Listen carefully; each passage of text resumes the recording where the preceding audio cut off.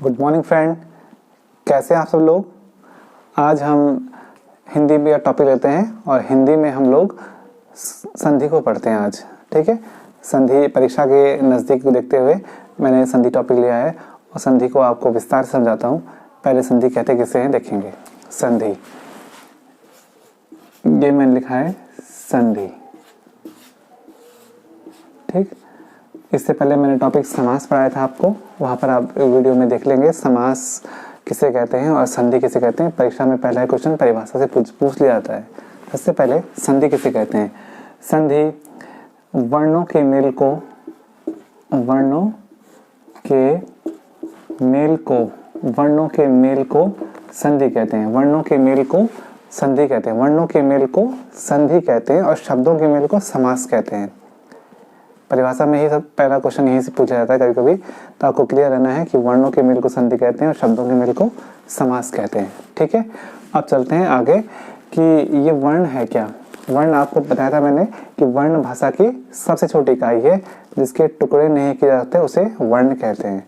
ठीक, और वर्णों से मिलकर बनती है वर्णमाला, और वर्णमाला दो प्रकार की होती है, स्वर और व्यंजन। उसी क्रम में आज हम स्वर और व्यंजन का जो प्रयोग है वो संधि में सबसे ज़्यादा होता है। तो देखते हैं संधि में किस प्रकार संधि को आगे बढ़ाना है। तो ये है वर्णों के मेल को संधि कहते हैं और संधि के भेद। संधि के तीन भेद होते हैं। पहला है स्वर संधि,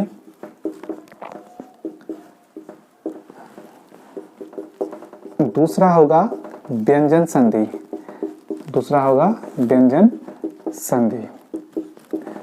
और तीसरा होगा विसर्ग संधि।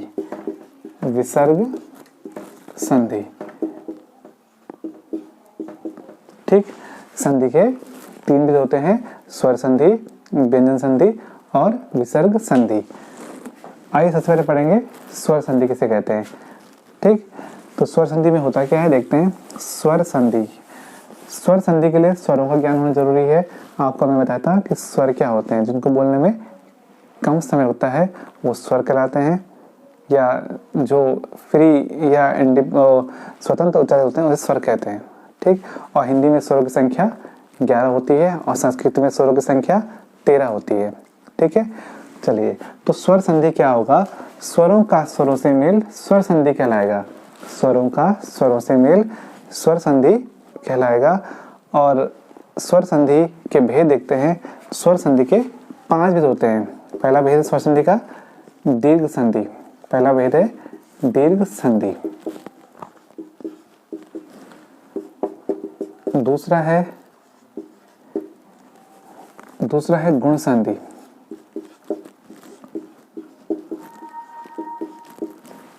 और तीसरा है वृद्धि संधि। चौथा है यण संधि।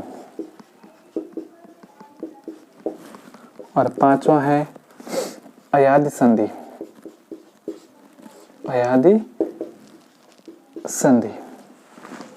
ठीक, संधि के स्वर संधि के 5 भेद होते हैं, और जिसमें आपको सबसे पहले दीर्घ संधि, गुण संधि, वृद्धि संधि, यण संधि और अयादि संधि को पढ़ना होगा। ठीक, चलिए विस्तार जानते हैं संधियों को। पहले संधि पढ़ेंगे हम लोग। दीर्घ संधि में पढ़ चुका हूँ, गुण संधि पढ़ चुके हैं, और अब पढ़ेंगे हम लोग यण संधि को। ठीक है, चलिए यण संधि पढ़ते हैं।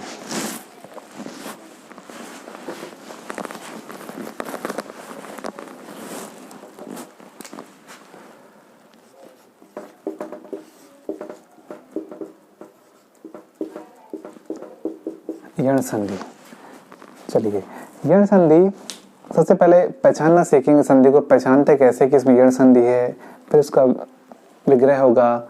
ठीक है, कैसे करते हैं संधि की पहचान देखते हैं। यण संधि, य से यण पढ़ा होगा, क से कबूतर, ख से खरगोश। ऐसे हिंदी में अब जानना होगा य से यण होता है, यानी कि यण संधि में आपको य जरूर दिखेगा। यण संधि में आपको य दिखेगा, उसके बाद वाला व दिखेगा और र दिखेगा। ये पूरी फैमिली दी जाएगी आपको, य व र। ठीक है, तो यण संधि में ध्यान रखना है, य से यण यानी कि य व र यण संधि में दिखते हैं। परिभाषा कैसे बनेगी। परिभाषा देखो, दीर्घ संधि में आपने देखा होगा कि अ के बाद अ आया तो दीर्घ हो गया, और ई के बाद ई आया तो बड़ी ई हो गया, ऊ के बाद ऊ आया तो ये बड़ा ऊ हो गया, ऐसे ही आपने गुण संधि में देखा होगा कि अ के बाद ई आया तो ए हो गया, और अ के बाद ओ आया तो ओ हो गया, और अ के बाद री आया तो अर हो गया। ऐसी विसर्ग ऐसे आपने वृद्धि में देखा होगा कि अ या आ के बाद आपका ए आई आया तो उसका आई हो गया था, और फिर अ या आ के बाद आपका ओ या औ आया तो औ हो गया था। ठीक, अब इसी क्रम में सबसे आगे इस बार ई आया है। अगर ई या ई के बाद कुछ भी आए ई या ई को छोड़कर तो उसका य हो जाएगा, अर्थात ई या ई के बाद कोई असमान स्वर आए तो उसका य होता है, और अगर उ या उ के बाद कोई असमान स्वर आए तो उसका व होता है, और री के बाद कोई असमान स्वर आए तो उसका र होता है, आधा र हो जाता है। ठीक, इस प्रकार आपको परिभाषा रटने की जरूरत नहीं है, सिंपल से आप समझेंगे इसको कि क्या य व र इसकी पहचान है और ये इसकी परिभाषा है। ठीक है, अब हम पहले सीखते हैं कि पहचानना कैसे है इसको। ठीक है, एक पहचानने के लिए मतलब अगर आप जल्दी में हैं तो कैसे पहचानेंगे, नहीं तो विस्तार से हम कुछ जान ही रहे हैं वैसे भी आज। ठीक है, सबसे पहले मैंने बताया कि आप उदाहरण समझिए। अगर मैं बोलूं अत्यधिक, गौर कीजिए उदाहरण पे, अत्यधिक बोला मैंने, ऐसे ही मैंने बोला अत्याचार, अत्यधिक अत्याचार, और ऐसे बोलूंगा मैं अत्यंत। ठीक, ऐसे में बोलूंगा स्वास्थ्य, स्वास्थ्य या स्वस्थ बोल दीजिए। इसके बाद में बोलूंगा आपको न्यून या व्यू या अन्वेषण, अन्वेषण या मात्राज्ञा,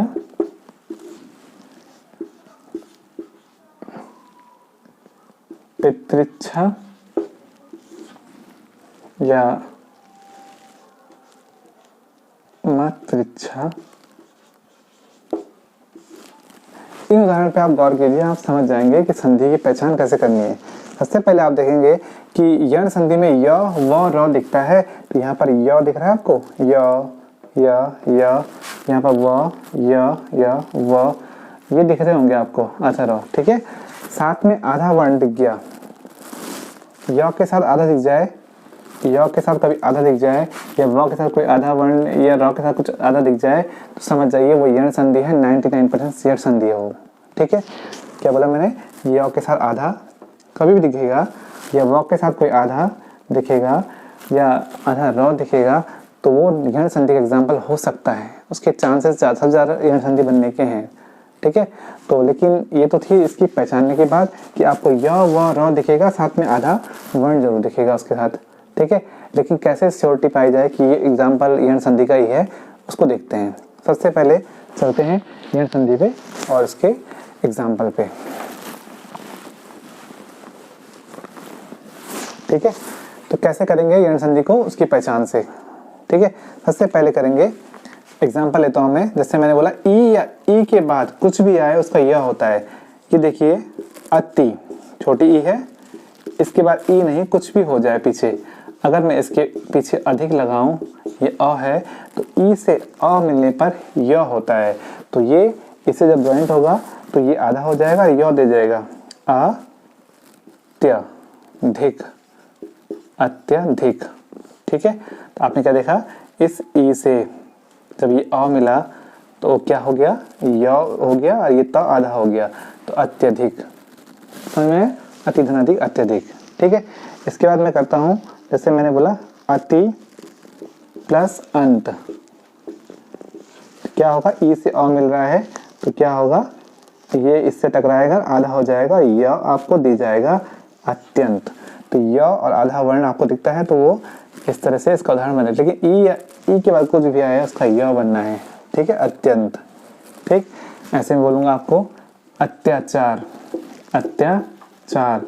एग्जाम में आएगा अत्याचार में कौन संधि है, आपको मैंने पहचान बताया, य दिख जाएगा, साथ में आधा वर्ण है, तो यण संधि का एक इशारा है आपका, लेकिन इसको तोड़ना जानिए आप कि भैया ये त है, तो ये जरूर जब ये ज्वाइन नहीं रहा होगा सेपरेट रहा होगा तो ये पूरा रहा होगा। और य तो ई से बनता है, आपको बता रहे हैं कि य ई से बनता है, तो ये ई से ही बना होगा अति। पीछे मात्रा देख लीजिए आचार की है, ठीक है, तो ये आचार, अति प्लस आचार, अत्याचार, ठीक है। फिर मैं बोलूँगा अत्यधिक, अत्यंत, अत्याचार। और अभी उदाहरण और दीजिए इसका, जैसे मैं बोलूँगा न्यून। न्यून में कौन संधि है तो पहचान जाइए, आधा वर्ण भी है, य भी है, तो यण संधि की ओर एक इशारा है आपका। लेकिन तोड़ के देखिए, जब ये ऐसा नहीं रहा होगा, ये अलग अलग रहे होंगे, तो जरूर य तो ई से बनता है, यानी कि ये ई रहा होगा पहले, तो ये नी रहा होगा, नी। पीछे मात्रा देख लीजिए बड़े ओ की है, तो नी प्लस ऊन, तो न्यून होगा ई प्लस ऊ। ई के बाद कुछ भी आया उसका य बनाना है, तो ये न्यून हो गया, ठीक है। समझ में आ रहा है आपको? तो बड़ा ध्यान से मैं समझा रहा हूँ आपको, और आप गौर से देखिए, इसको समझ जाएंगे आप लोग, ठीक है। अब मैंने बोला कि ये आगे एग्जाम्पल लेते हैं, जैसे स्वस्थ ले लिया, स्वस्थ एग्जाम में आए, इसमें कौन संधि है आपको पहचाना है, या व है, आधा वर्ण है, तो ये यण संधि का एग्जाम्पल हो सकता है। लेकिन वो किससे बनता है, वो ऊ से बनता है, वो ऊ से बनता है, यानी कि ये सु रहा होगा, अब पीछे ये मात्रा ले लीजिए अस्त। इस प्रकार सु प्लस अस्त स्वस्थ हो गया, ऊ से अ मिला तो वो होना है, ये इससे टकराएगा ना, तो ये आधा हो जाएगा और वो दे जाएगा, तो ये आधा है, वो दे जाएगा, स्वस्थ, ठीक है, स्वस्थ हो गया। फिर आप बोलेंगे एग्जाम्पल लेंगे तो व्यू,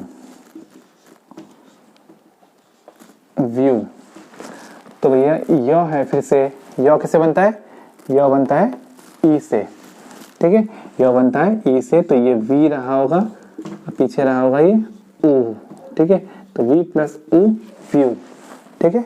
आप लोग देखें एग्जाम्पल, और इसका स्नैपशॉट ले लें आप लोग, तो देखेंगे एग्जाम्पल आपको समझ में आ जाएंगे कि एग्जाम्पल किस चीज़ से है, ठीक है। एक बड़ा फेमस एग्जाम्पल चलता है यहाँ पर, ये है स्वच्छ। एग्जाम में आता है स्वच्छ में कौन सी संधि है, पहचान जाइए, वो है, आधा वर्ण है, तो यण संधि हो सकता है, या वो र दिखेगा तो यण संधि ही होगा वो, ठीक है। 99% यण संधि के चांस है उसके।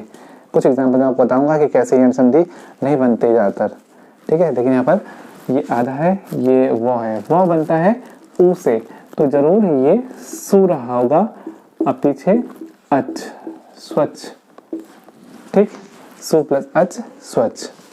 तो इस प्रकार य वो दिखने पे आपको यण संधि की ओर इशारा हो जाएगा कि यण संधि है। एग्जाम्पल को देख लीजिए आप लोग, समझ में आ रहा है नहीं आ रहा है, ठीक है। और यहाँ पर एग्जाम्पल और लेते हैं, ये भी एग्जाम के लिए बहुत इंपॉर्टेंट है, अन्वेषण। एग्जाम में आता है अन्वेषण में संधि बताइए, तो आधा वर्ण है, वो है, यण संधि हो सकता है, या वो र दिखने पे यण संधि को जाइएगा आप लोग सबसे पहले, ठीक है। और ये आधा नहीं रहा होगा, वो तो ऊ से बनता है, तो ये अनु रहा होगा, अब पीछे ए की मात्रा है, अनुधन एषण, अन्वेषण, ऊ के बाद ए आ रहा है, तो उसका वो बनना तय है, और वो आधा हो जाएगा अन्वेषण, ठीक है। समझ में आपके? तो कुछ एग्जाम्पल और लेते हैं और फिर समझेंगे यण संधि को। मिटाता हूँ मैं इसको, परिभाषा मैंने आपको रटाई बिल्कुल नहीं है, समझाइए कि किस प्रकार ई के बाद असमान स्वर आया तो उसको य बनता है, ऊ के बाद असमान स्वर उसको व बनता है, और री सीक्वेंस है ई ऊ री य व र, ठीक। अब एग्जाम्पल इसका लेते हैं। देखो भैया, री के बाद कुछ भी आए असमान तो उसका र बनना है आधा वाला, तो देखो ये है मात्री, री मात्री, और उसके पीछे आप असमान स्वर लगा लीजिए आज्ञा। री के बाद अ आ रहा है, तो ये कैसे होगा, री के बाद र बदलना से, तो माँ तो भी है, री का र होना है मात्र, और ये आ की मात्रा है मात्राज्ञा। बहुत सिंपल सा है, मात्राज्ञा, ठीक है। जैसे मैं बोलूंगा आपको, ये है मात्री, री के बाद आप कुछ भी लगा लीजिए असमान, तो इसका क्या होगा, री के बाद ई, तो आधा राउंड करना है इसमें, माँ तो लिखिए, ई की मात्रा है पूरा लिखिए, ठीक है, और री का र, मातृच्छा, ठीक है। बहुत सिंपल सा है, ज्वाइन करना है, आपके र देना है आपको री के बाद। कैसे बोलूंगा, ये है